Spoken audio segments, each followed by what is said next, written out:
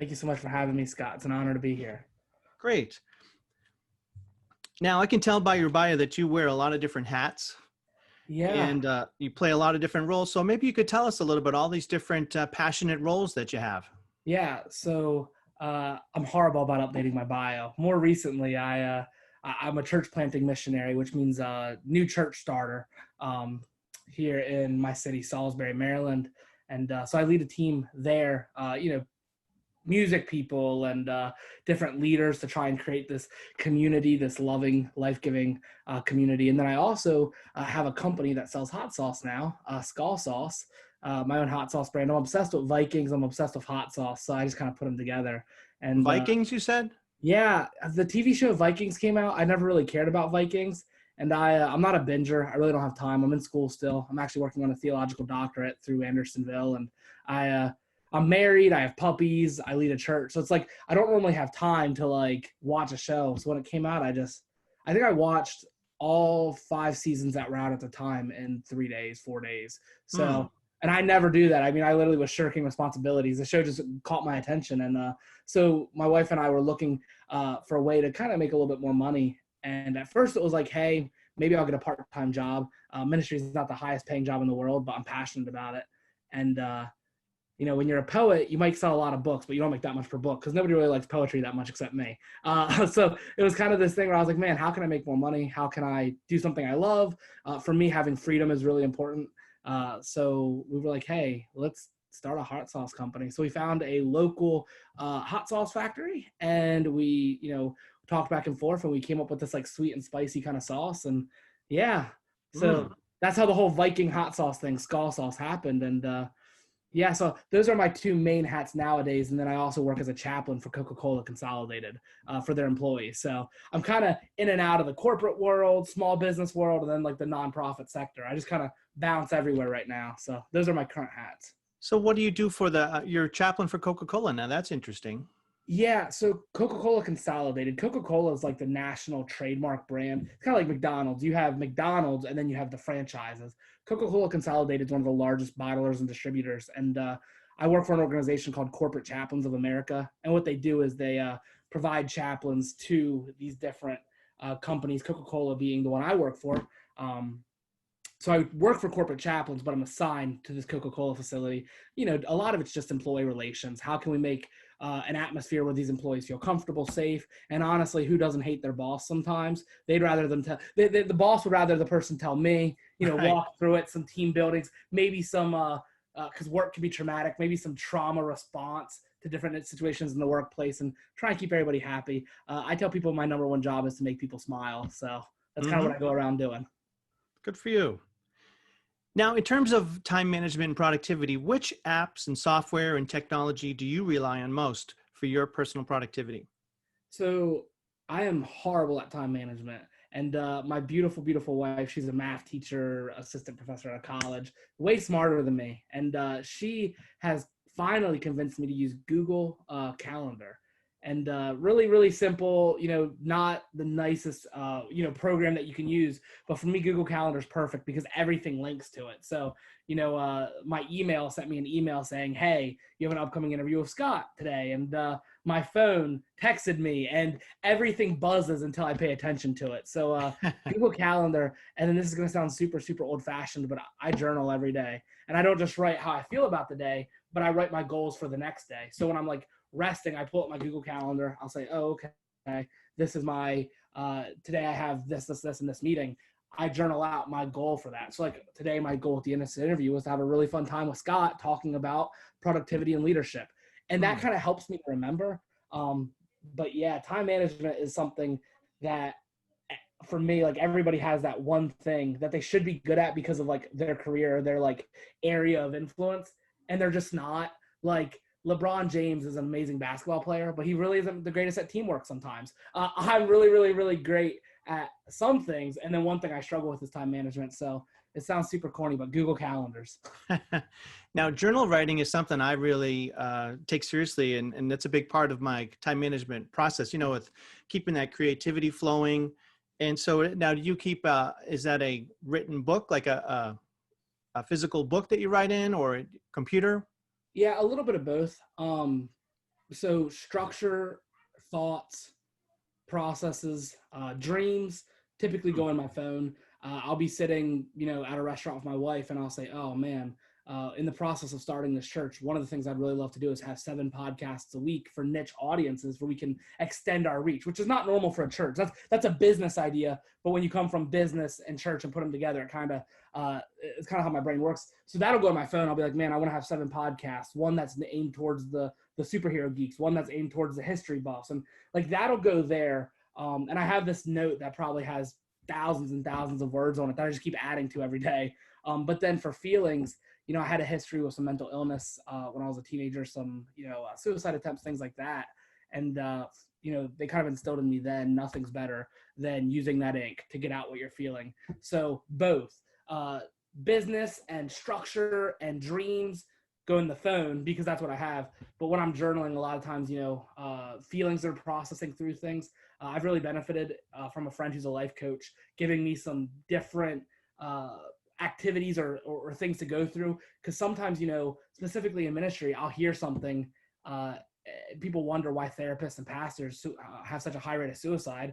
When you have a therapist, a pastor, a counselor, you hear problems all day, and a lot of times don't have a way to get it out. So he's really helped me with learning some ways to take that journal and figure out how I feel about something so I can kind of release from it. So both, actually. That's great. You're talking about being niche specific for your podcast. How do you, is that just in terms of like how you title it and how you would go about the podcast, or are you talking about how you kick it out there to the world so that those niches get those? Yeah. That's something I need to get more into, is being more niche specific. Yeah, both. So I've had a lot of odd end jobs while I was, a ministry student, part-time pastor, things like that. And one of them was selling copiers. And something I realized when I was selling copiers is everybody needs one, but not everybody needs the same one, right? So when I walked in a doctor's office, I already knew that I was gonna try and market one of these 2 or 3 copiers. When I was in a lawyer's office, okay, they print a lot more than the doctor's office, but they need the same level of security functions with user codes, etc. So so my answer to that, the elongated one I'm giving, is you aim to a huge audience. You want to create a product that anyone could benefit from, but then you want to create a funnel to an individual group. So I think as a pastor, and I don't want to run these 7 podcasts. I have different leaders. If someone's good at something and they're passionate, give them some move and let them do their thing. I think my number one job is training leaders to love people, not just loving people, because I'm in that lead role. So, I have a guy who is, I've been mentoring him since he was 16. He's in ministry school now. He's probably going to end up being our youth pastor when we get to that point. He loves superheroes. So is he going to share the same general message of the faith that I'm going to share on a podcast I would do? Yes.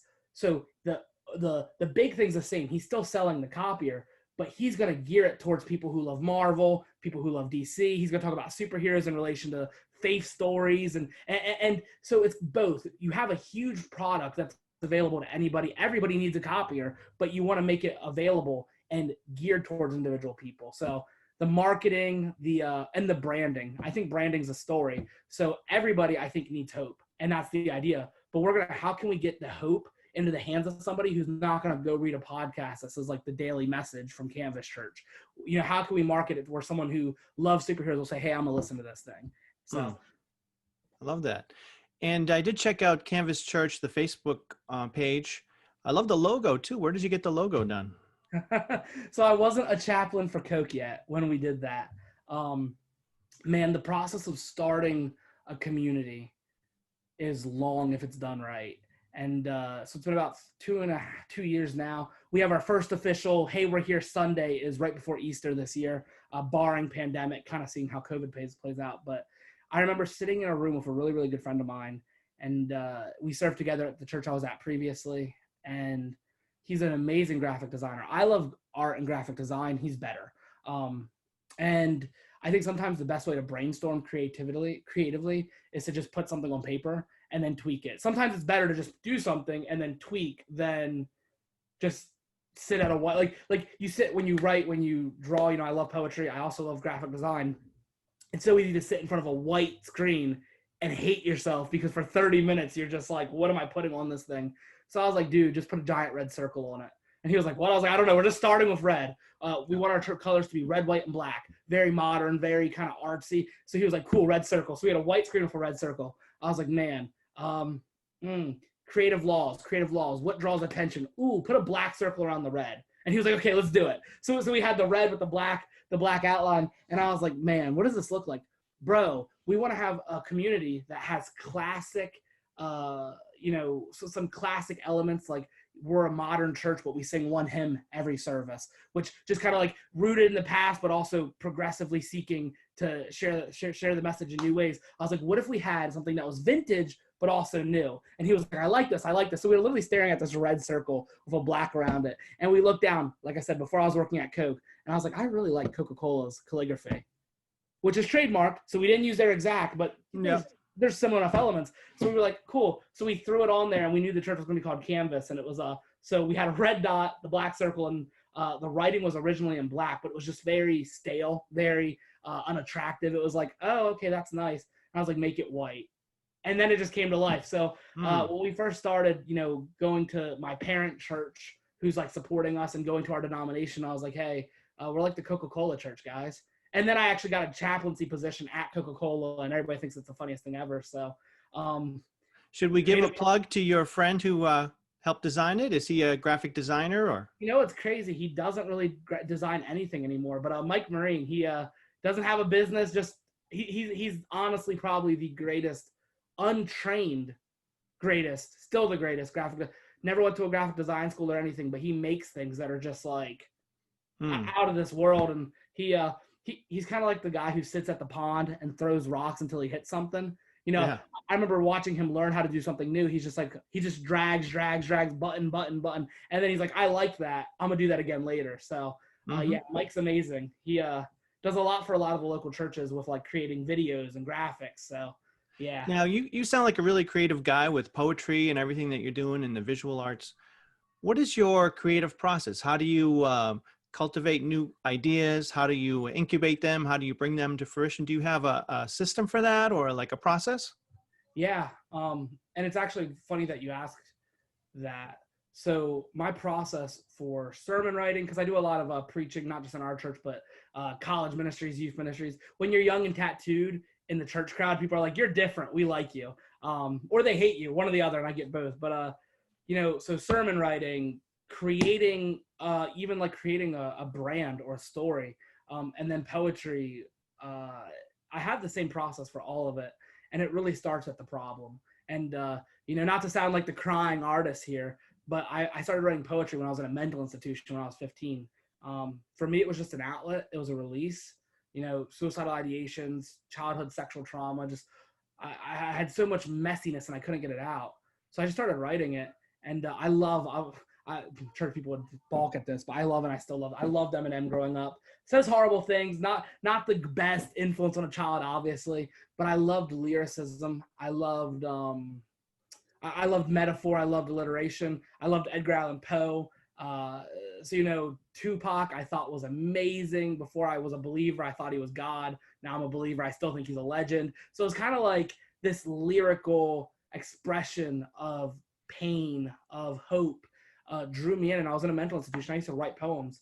And, I was like, oh, nobody can read this. So I'm like hiding it in a composition journal that they gave me, because we couldn't have any rings because we could hurt ourselves. And I'm like, man. So I got transferred to this residential treatment center. I was there for like 4 or 5 months, and it was actually the last institution I was in. A period just changed my life. But there was this Thanksgiving dinner where the parents of the young people in the RTC could come in and eat dinner with us. And they were putting together kind of like almost like a ceremonial kind of opportunity. The clinician said a few words. They gave, 2 kids who love to sing an opportunity to sing a song, just trying to give these kids like something to do as an outlet in a not so happy place. And they were like, Richard, you should perform poetry. And I was like, what? And the clinician had looked in my journal, making sure I wasn't writing about hurting myself. Didn't know they were doing that. So I was like, oh man. So they saw all my poems, and she was like, you should write a poem about Thanksgiving. And that was the first time I ever performed poetry. And for me, I fell in love with the performance of poetry. And here's why. And this is how my creative process came to be.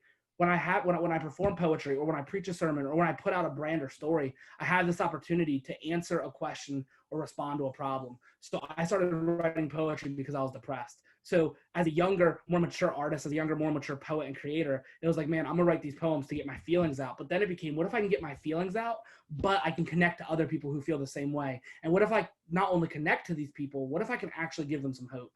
And then as I, grew and I became a believer of the Christian faith, I became a pastor. My motive has more and more become share hope. But the process, very simply for me, think of a problem, address the problem, right? Like, let's talk about it. I think people have spit up in their mouth when I preach. I do this all the time. I'll have a 40-second countdown when I walk up after the music. I'm about to preach a sermon. Don't do it at my church because they already know what to expect, but I do this at college ministries, Christian schools, youth ministries, etc. And I'll make the kids count down from 40, or the adults. Adults really love this one. So it'll be like 40, and it's such an awkward number. Like 10 works, 20, but like 40, why? And then at the end of the 40, I'll say every 40 seconds someone commits suicide. That was the last 40 seconds of someone's life. And everybody's just like, but we just addressed a problem. And I think when you address a problem in a radical, loud way, everybody listens. And then you have the opportunity to share hope. 3-step process, man. Identify problem, communicate the problem. Let's be blatant and honest. I think the church has historically done a really bad job about being blatant and honest. There are horrible ministers who prey on young children. There are horrible ministers who take advantage of people financially. It's like, let's talk about that very openly. Like, my shoulders are big enough. I'd love to hear your pain and your trauma, but hey, then let's at the end of this, let me tell you that there is hope, that there is something greater. So problem, address, hope. That's it. And that's kind of how my brain just works through the problem.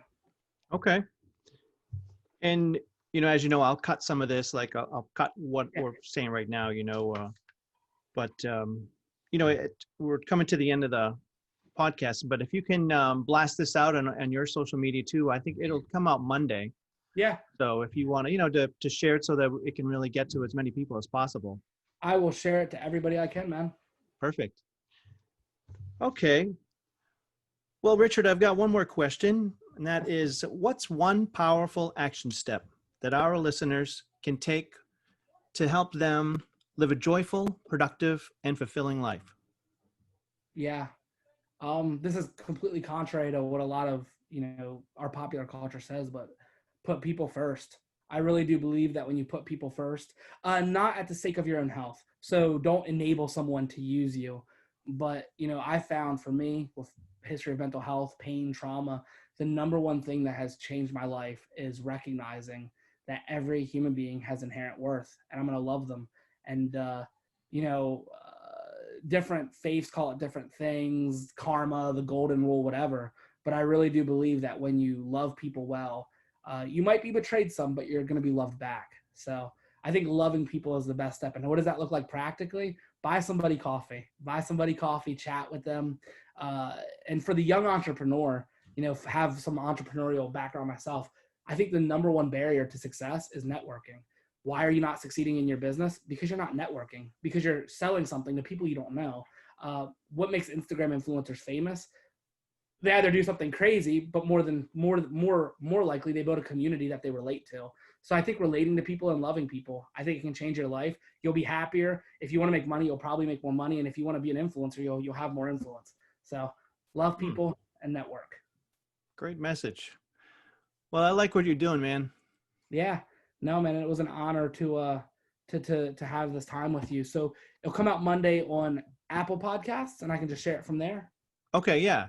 I go through Anchor, so it'll be through whatever ones that are there's 7 or 8 that go with that, and then Apple also is connected with it. So I'll share the Anchor link and the Apple link. If you get a chance, if you don't mind, could you email me the recording? Because I'll make a little snippet and post it on my Instagram story too to link to the. Yeah, I'll figure out how to. So you want to like an MP3 of the recording? If it'll let you email it over, yeah, because I can take a snippet, like a 50-second snippet, throw it on Instagram, and that's typically where I get the most traction and direct people over to the full podcast. Sure. Yeah. Have you heard of Headliner? That's a app where you can do like a little snippet and it looks pretty nice. Headliner. I have not. It's really, you can do free versions too, and you can just select, like you said, select a little thing. Huh. You can see a couple of the headliner clips from past podcast episodes on my Instagram. That is really cool. Yeah. No, I'll check that out. And what's your Instagram? Is it the same as your Facebook? It is Scott Snow Coaching. Cool. Me. Scott Snow. And well, if you follow me, I'll see yours and I'll follow you back. So. Yeah. Do you know Michael Faber at all? No. The reason I'm asking is on Facebook, I saw that you did some stuff with IPEC, and Oh yeah. Mike Faber did some IPEC stuff too. Okay. He's a friend of something. Yeah, he's a life coach. He has this big conference every year, Unleash You, stuff like that. He'd probably be a really good interview for you. All right, I'll have to look him up. Michael Faber.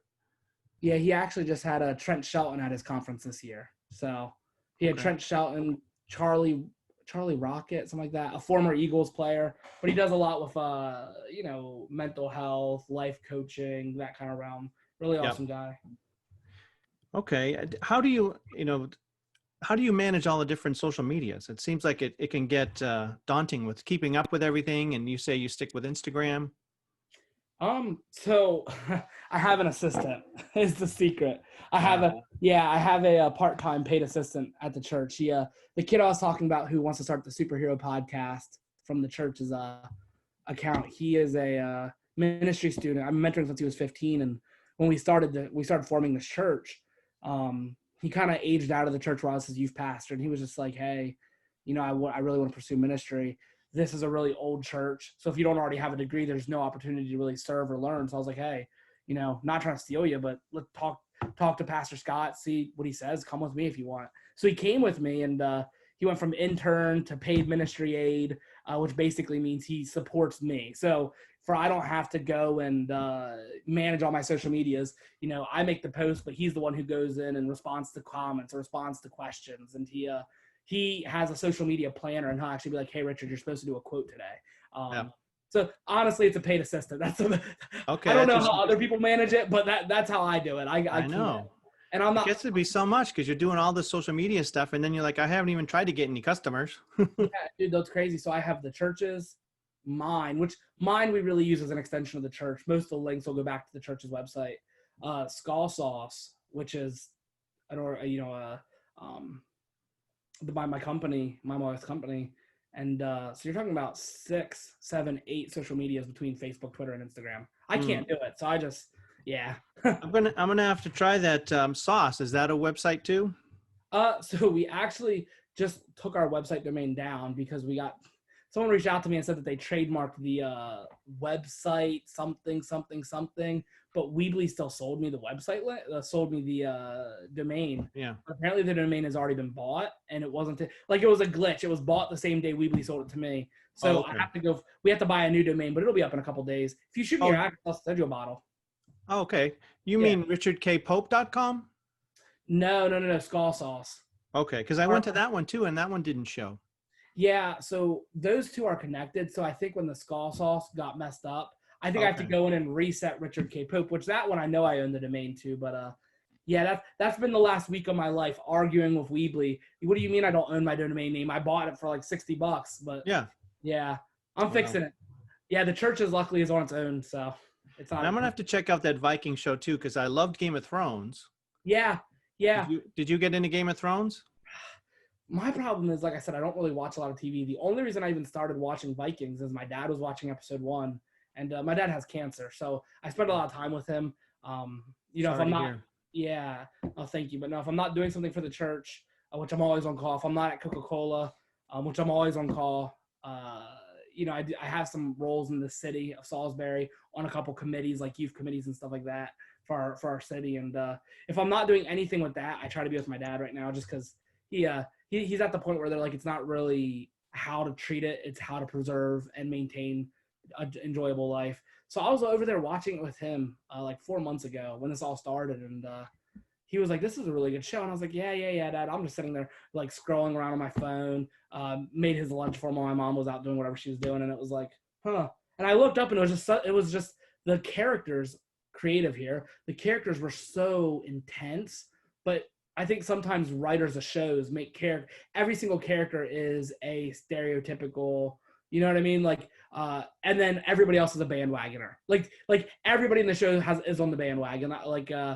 I can't really think of a show right now because I don't watch that much, but it's like, you know, you watch TV and it's like, this character is this way, this character is this way, and everybody else is on one of their sides. And then there's one guy who's not, but he ends up being on one of the sides. And it's like that. It's like every single drama show ever. But Vikings, it's like everybody has their own cause, their own reason. They do things that make absolutely no sense. So the creative part of my brain that loves really what good storytelling, really good character development, you know, was like, I'm one of those guys who people think are snobby because I'd rather read a book than watch TV. Because what do you read for books? What authors? Yeah, so I read a lot of classics. I actually have a book I read every month. So like this month, August, I'm rereading the Sherlock Holmes, the collection of stories on Sherlock Holmes. Next month, September, I reread Dracula, Bram Stoker's Dracula every year. October, I read Frankenstein. November, so I like horror a lot. November, I read The Prince by Machiavelli every year. Just books I love reading that I keep rereading. And then, you know, January, February, March, December, April, I read the Aragon series, which was a popular movie, but it wasn't that good. The books are amazing. And then, of course, I read a lot for school because I'm in a doctorate program right now. So I've been thinking about reading Moby Dick, taken out again. Have you read it before? No. So it's really, really, really good. I love the story. I struggled with reading the original, and I'm not saying I'm a genius, but I'm saying I normally don't have trouble reading, right? It's like I can read ancient Greek and Hebrew in my research doctorate, and I couldn't read Moby Dick because so much of the word formation was just very... Back then, there was looser editorial standards. So a book could go out that was very choppy if it had an amazing story. And that's my opinion of Moby Dick. So if you want to read Moby Dick and you're like, crap, this is annoying, there is a Moby Dick modernized. It still takes place in the time period. It's the exact same story, exact same characters, but it's kind of like reading the KJV versus a modern Bible translation. It just it hurts less. So I gave up, dude. I just was like, man, I cannot deal with this. And the guy really was an amazing storyteller, but he's a really bad writer. Like kind of like, I don't know, it was like grinding sandpaper against my eyes. But then I'd be like, that was an amazing chapter. So like, yeah. But it's how about story. George R.R. Martin, Game of Thrones? Have you tried to read any of that? I have not, and I love fantasy. That's the problem with my book I read a month thing is I very rarely touch new books that aren't for work, for school.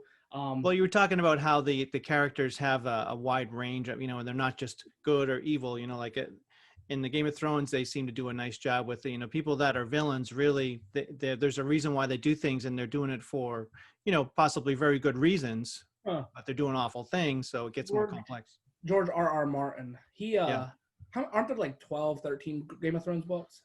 There's a lot. I think it's 7. I think there was supposed to be a couple more. Yeah, I will check those out because very good writing. My wife's been telling me to break off my book a month thing, or every other month read a new book. So I'm set in my ways, but yeah, well, like what you said about Moby Dick, you know, having a modernized version that's a little easier to read. I think that in some of that, because I read a lot of nonfiction. Like there's a book, Blue Ocean Strategy, about how basically the best way to have competition is not to be so different that you don't have any competitors at all. Yeah. So instead of getting in that red ocean of all the blood and the sharks fighting for one little piece of meat, you create a blue ocean of, you know, like how Cirque du Soleil kind of just dwarfed the circus industry and made it completely different. You can't even compare the two. So have you ever been to one of their events? No. When you say you can't compare the two, that is not a exaggeration. We have a civic center here in that our county owns because the city I live in is the capital of the county, and people would say it's the capital of the whole peninsula, which includes Delaware, Maryland, and Virginia. It's the largest city in this area, but small city, but large for our area. So interestingly, though, the civic center was bringing in a circus every year, the same group, and it was a really good show. At the time when they had it, the last one, I was a youth pastor, so I took a van full of kids. but then they broke the contract with them and went to Circa. Can't pronounce it. Yeah, it was amazing, way better. But it was like my mom and dad went with me last year, and they're like, "This isn't even a circus. Like, Yeah. it's like a light show, and it's like Right. dude, incredible experience." So Yeah, you're not competing for little kids going to the circus and all that, and you don't no, have and to little pay kids really for. don't like it as much. It's Right. I feel You like it don't have appeals more to animals to adults. take care of. Yeah, no, it's if you ever get a chance to go to one, go. It's beautiful. Okay. Where are you located? So Salisbury, Maryland.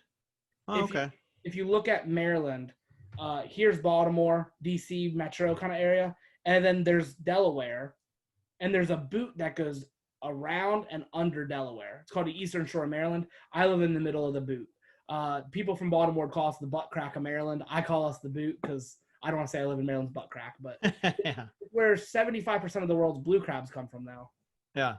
The little picking crabs. So that's our big thing here is that and Obey. Oh yeah. You always hear about the crab cakes, the crab from Maryland. Yeah. Yeah, it's amazing. Good. Well, it's been a real pleasure. It's too bad you're not more local. We probably would get together. Yeah, where are you, if you don't mind me asking? Massachusetts, Wow. That central is Massachusetts. Yeah, that is very, very not local. Right. Yeah, no, I have a friend who lives in Boston, but I don't know where Okay. that correlates. So Well, I mean, we can keep in touch, now that we're friends on Facebook and all that. yeah, next time You I'm know, in I Boston, had give a message. I had a episode that I interviewed a minister or a teen mentor. Her name was Brienne. If you want, if you wanted to check out, she's an African American woman who Yeah, worked a lot with teens, and it's one of, I don't know, if episode 18 or something like that, 16.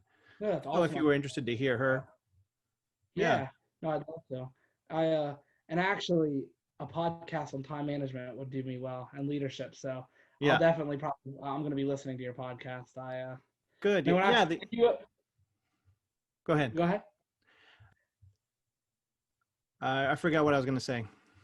No, I was just gonna say when you asked the question about time management, I was like, I'm not gonna blow smoke. I'm gonna be completely honest. It is my weakest skill. Yeah. Yeah. Well, If it wasn't for my wife and my dad.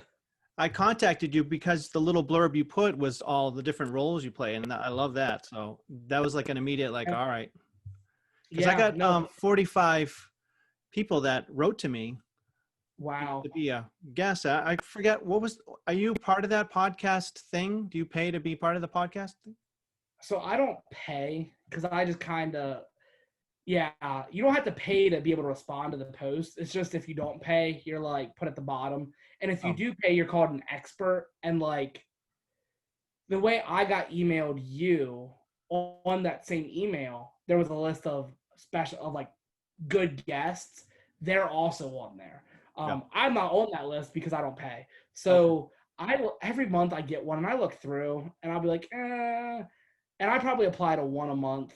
But the reason I applied to yours specifically was, and I don't remember what it was, but the description of the show. That's actually what grabbed me. Because I read it while I'm on the toilet or something. To be honest with you, it's like clearing out my email reading, and I was like, yeah, it was like visionaries, something about time management, which I was like, oh, that's kind of ironic. I'm applying for it, but it also like just the title, all the hats we wear. I was like, yeah, that's something that my family says about me a lot, almost to Yeah. a fault. Besides my immediate family, I don't really see them that much. Like I don't see my all my grandparents are dead, so I don't feel as bad. But my cousins, they're like, you never come and see us, Richard. I'm like, well, you live 3 hours away, and on Sundays I have church. Monday, Tuesday, Wednesday, Thursday, Friday, I have meetings for church, and I'm on a board for the city, and non-political political position. Like I did not get elected, I was appointed, but it's a mess.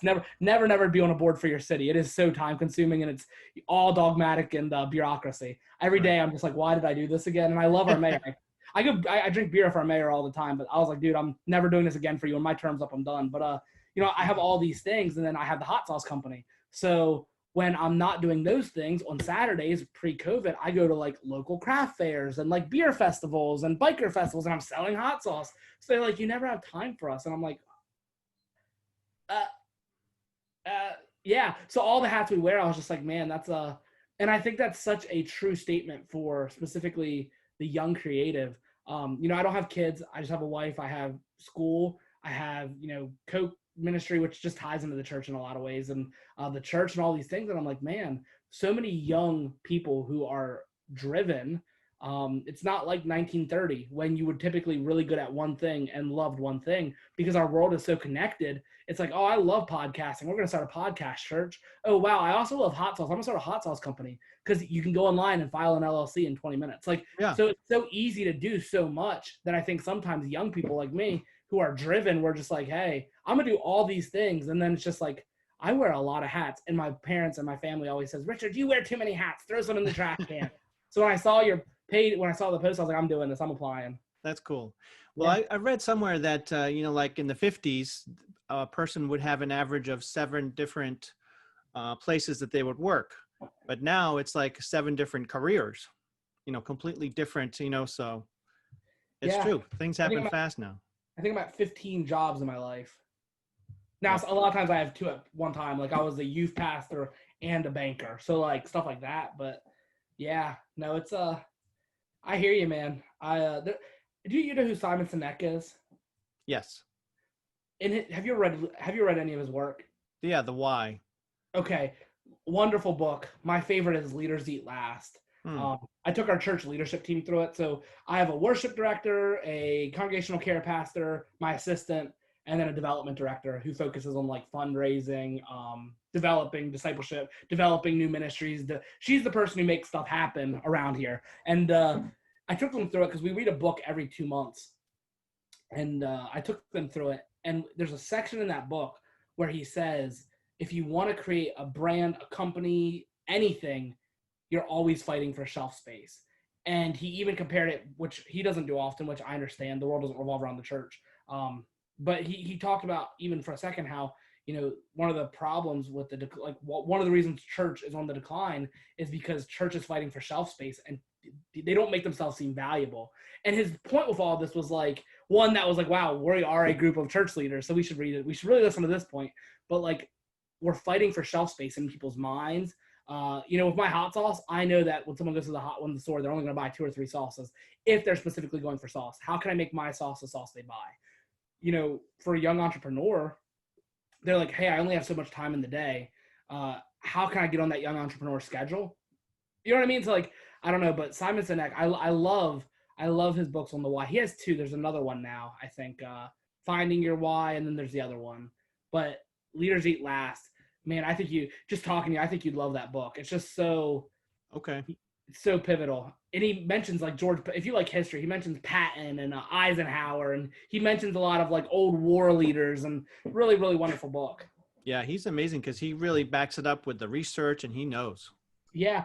And for Leaders Eat Last, a lot of it was case study. Like, why did Napoleon fail? And he argued Napoleon failed not because of lack of resources. When he attacked Russia, historically, he said that Napoleon failed because he was a bad leader. And he said Hitler did not fail because he attacked Russia in the winter, which is what history teachers will say.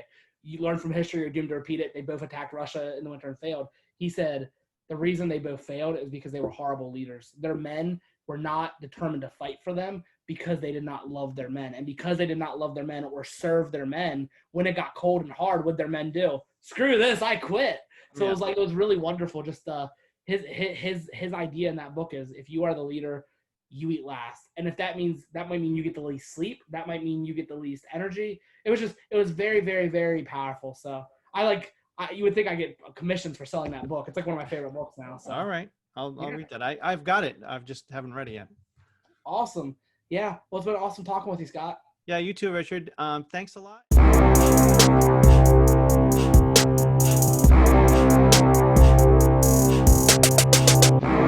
Hi, and welcome to the All the Hats We Wear podcast. This show will teach you the time management skills you need to be joyful, productive, and fulfilled in all areas of life. I believe that if we want a fulfilling life, we have to identify all the hats we wear, then dedicate our lives to turning each role into a beautiful work of art. This is episode 27, and I'm your host, Scott Snow. On today's show, we have a special guest. Richard K. Pope is a speaker, poet, and best-selling writer. Richard started and managed the nonprofit project Operation Yellow Spear, which specialized in evangelizing veterans and the homeless. In August of 2016, Richard gained national attention when he marched 50 miles carrying a 50-pound cross without shoes as a part of an evangelistic event put together by Operation Yellow Spear. His first published book, Love Ahava, climbed the bestseller lists in several categories and was named the #1 new release by Amazon on the Christian Poetry and Christian Ministry lists. Please welcome. You're meant to do Richard great K. things. Pope. If you want to be an innovator and visionary, you have to manage your busy life like one. The All the Hats We Wear planner is the planner for the future. I want to give you a free month of the planner to try out for yourself. Nothing will slip through the cracks anymore. When you use the All the Hats We Wear planner, you'll have everything you need at your fingertips. All of your goals, a vision statement, a list of daily habits, and a checklist to track your progress. Key information for the small and large projects on your plate. Daily sheets to clarify your top outcomes for each day. A week at a glance section to plan for the coming weeks. And much more. The All the Hats We Wear planner will be your roadmap to a more joyful, productive, and fulfilling life. To claim your free month so you can see for yourself how it will streamline your busy life, visit allthehatswewear.com.